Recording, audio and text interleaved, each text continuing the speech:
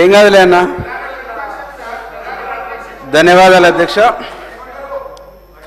ఒక historical bill మీద ఈరోజు మాట్లాడే అవకాశం ఇచ్చినందుకు తమరికి, తమరి ద్వారా మా ముఖ్యమంత్రి గారికి మనస్ఫూర్తిగా ధన్యవాదాలు తెలియజేస్తున్నా అధ్యక్ష. అధ్యక్ష, ఈరోజు యావత్ దళిత జాతి ఇప్పుడు ఒక అరుదైనటువంటి సందర్భం ముందు ఎదురు చూస్తుంది అధ్యక్ష. ఈ అరుదైన సందర్భం దశాబ్దాల కళ, దశాబ్దాల తరబడి ఈ వర్గాలకు జరుగుతున్నటువంటి వివక్షత, అసమానతలు, వీటి పరిష్కారం కోసం అనేక ఉద్యమాలు, అనేక పోరాటాలు అధ్యక్ష. ఈ అన్నిటికీ ఒక పరిష్కార వేదికను, ఒక పరిష్కార మార్గాన్ని చూపిస్తుంది ఈరోజు కాంగ్రెస్ పార్టీ, ప్రజాపాలన, ప్రజాప్రభుత్వం, మా ముఖ్యమంత్రి రేవంత్ రెడ్డి గారు అధ్యక్ష. అధ్యక్ష, ఆనాడు పిసిసి ప్రెసిడెంట్గా ఉన్నప్పుడు ఎన్నికల సందర్భంలో ఈ రాష్ట్రంలో ఇందిరమ్మ రాజ్యం వచ్చి ఈ రాష్ట్రంలో ప్రజాపాలన ఏర్పడ్డ తర్వాత కేటగరైజేషన్ అనేటువంటిది కాంగ్రెస్ పార్టీ కట్టుబడి ఉంది, చేస్తుందని చెప్పేసి హామీ ఇచ్చినటువంటి హామీని వెనువెంటనే అమలు చేసేటువంటి ఒక ప్రక్రియను కూడా ప్రారంభించింది మా ముఖ్యమంత్రి గారు రేవంత్ రెడ్డి గారని గర్వంగా చెప్తున్నా అధ్యక్ష. ఒక నాయకుడికి కావాల్సింది నిబద్ధత, ఒక నాయకుడికి కావాల్సింది చిత్తశుద్ధి అధ్యక్ష.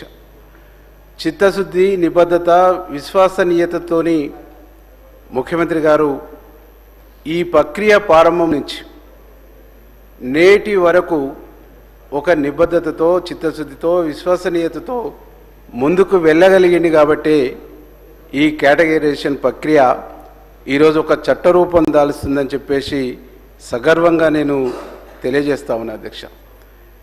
ఈరోజు తెలంగాణలో ఉండేటువంటి యావత్ మాదిగా ఉపకులాలు మొత్తంగా గౌరవ ముఖ్యమంత్రి గారిని ఈ జాతుల పట్ల, ఈ జాతుల సమస్య పట్ల ఒక పరిష్కార మార్గాన్ని చూపిస్తున్నటువంటి ఒక పెద్దన్నగా ఈరోజు రేవంత్ అన్నను భావిస్తున్నానని చెప్పేసి నేను సగర్వంగా తెలియజేస్తున్నా అధ్యక్ష. ఈరోజు రిజర్వేషన్ ఫలితాలు అణగారిన వర్గాలకు అందాలి.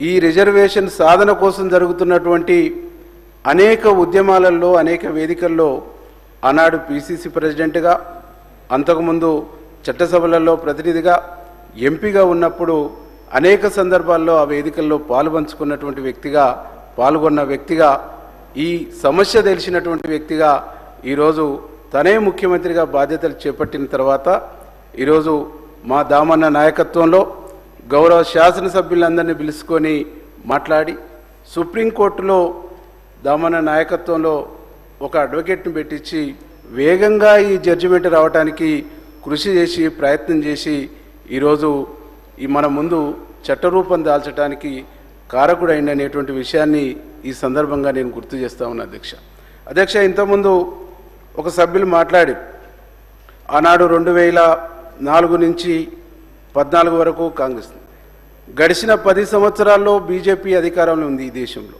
ఎందుకు కేటగరైజేషన్ కోసం ప్రయత్నం చేయలేదని ఈ సందర్భంగా నేను అడుగుతా ఉన్నా అధ్యక్ష. నిజంగా చిత్తశుద్ధి ఉంటే, నిజంగా కేటగరైజేషన్ చేయాలనేటువంటిది ఉండుంటే 10 సంవత్సరాలు ఎందుకు ఆలస్యం చేసిర్రు? ఈనాడు కూడా ఈ సమస్యకు కాంగ్రెస్ పార్టీ, కాంగ్రెస్ ప్రభుత్వం, గౌరవనీయులు ముఖ్యమంత్రి గారు ప్రయత్నం చేయటం అనేటువంటిది వారికి కొంతమందికి కంటగింపుగా లేదనేటువంటిది నాకున్నటువంటి అభిప్రాయం అధ్యక్ష. దీన్ని రాజకీయంగా వాడుకుందాం అనుకున్నోళ్ళు, దీన్ని రాజకీయంగా లబ్ధి పొందాలనుకున్నటువంటి వాళ్ళు ఈరోజు నిజంగా చిత్తశుద్ధి ఉంటే సుప్రీంకోర్టు జడ్జిమెంట్ని పార్లమెంటులో చట్టం చేసి దేశవ్యాప్తంగా ఇంప్లిమెంట్ చేసేటువంటి వాళ్ళ అధ్యక్ష. కానీ రాష్ట్రాలకు వదిలేసి చేతులు దులుపుకున్నటువంటి వాళ్ళు ఈరోజు మాట్లాడటం కరెక్ట్ కాదనేటువంటిది నాకున్నటువంటి బలమైనటువంటి అభిప్రాయం అధ్యక్ష. అధ్యక్ష, మా దామన్న చెప్పిండు గ్రూప్ 1, గ్రూప్ 2, గ్రూప్ 3గా ఎందుకు కేటగరైజేషన్ చేయవలసి వచ్చింది, దాని ఆవశ్యకత ఏందనేది చాలా స్పష్టంగా చెప్పిండు అధ్యక్ష. ABCD అనేటువంటిది ఉన్నప్పుడు దీని మీద కోర్టుకు పోయి కోర్టులో 2000 సంవత్సరం నుంచి 2004 వరకు ఇంప్లిమెంటేషన్ అయినప్పుడు మా వర్గాల నుంచి మాదిగా ఉపకులాల నుంచి 23,000 కుటుంబాలు లబ్ధి పొందిన అధ్యక్ష. ఈ 23,000 కుటుంబాలలో ఆర్థిక పురోగతి కనిపించింది అధ్యక్ష. సుప్రీంకోర్టుకు పోయి ఈ ప్రక్రియ ఆగిపోయిన తర్వాత మళ్ళీ ఆ గ్రామీణ ప్రాంతాలలో మా ఎదుగుదల ఆగిపోయింది అధ్యక్ష. మా ఎదుగుదలకు అడ్డుకట్ట సుప్రీంకోర్టు జడ్జిమెంట్ అయింది అధ్యక్ష. కానీ ఈరోజు డి గ్రూపులో ఉండేటువంటి సంఖ్యను కూడా దామన్న స్పష్టంగా చెప్పిండు. ఆ సంఖ్య ఎన్ని వేలో ఉంది కూడా చెప్పిండు. ఆ ఉన్నటువంటి సంఖ్యను, ఆ ఉన్నటువంటి పరిస్థితిని ఇక్కడ ఉన్నటువంటి మంత్రివర్గ సబ్ కమిటీ అన్ని విధాలుగా చర్చించి, అన్ని విధాలుగా పరిశీలించి, అధ్యయనం చేసి ఈరోజు 3 గ్రూపులుగా వివరించిందని చెప్పేసి చాలా స్పష్టంగా చెప్పిండు అధ్యక్ష. దాంట్లో ఎలాంటి లీగల్ ఒపీనియన్ కూడా తీసుకున్నాం. దీంట్లో ఎలాంటి వివక్షత కానీ ఎలాంటి ఏ ప్రాబ్లం లేదనేటువంటిది చాలా స్పష్టంగా చెప్పడం జరిగింది అధ్యక్ష. అధ్యక్ష, ఇక్కడ 2 విషయాల్ని గమనించాలి అధ్యక్ష. షమీం అఖ్తర్ గారి ఏకసభ్య కమిషన్ ఈ రాష్ట్రంలో అనేక జిల్లాలు పర్యటించి 10,000 పైచిలకు దరఖాస్తులు స్వీకరించి వేలాది మందితో చర్చించి అన్ని సంఘాల అభిప్రాయాలు కూడా తీసుకొని అన్ని కోణాల నుంచి పరిశీలించిన తర్వాతనే ఈ 3 గ్రూపులుగా విభజించినటువంటి ఒక సత్యాన్ని ఈ సందర్భంగా గుర్తు చేస్తా ఉన్నా అధ్యక్ష.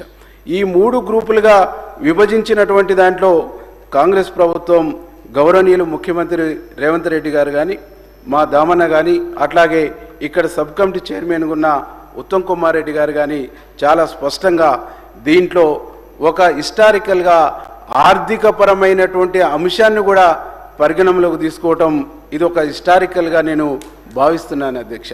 సామాజిక వెనుకబాటుతనమే కాకుండా విద్య ఉద్యోగ అవకాశాలే కాకుండా ఆర్థికపరమైనటువంటి అంశాన్ని కూడా పరిగణనలోకి తీసుకొని ఈ గ్రూపులుగా విభజించడం అనేటువంటిది మా వర్గాలకు దక్కినటువంటి గొప్ప అవకాశం, న్యాయంగా మేము భావిస్తున్నాం అధ్యక్ష.